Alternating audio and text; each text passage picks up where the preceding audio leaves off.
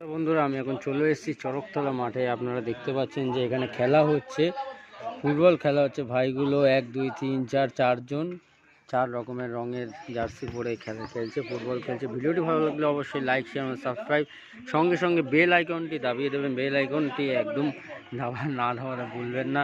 তো ভিডিওটি যারা যারা লাইভে দেখছেন তাদেরকে জানাই অসংখ্য অসংখ্য ধন্যবাদ আমার এই ভিডিওটি লাইভে দেখার জন্য। এটা লাইভে যদি এখন সময় হচ্ছে 4:42, লাইভে যদি আপনারা না পান, ঠিক পরবর্তী চ্যানেলে আমি জানিয়ে দেবো যে আপনাদের এই ভিডিওটা কখন লাইভ হতে চলেছে।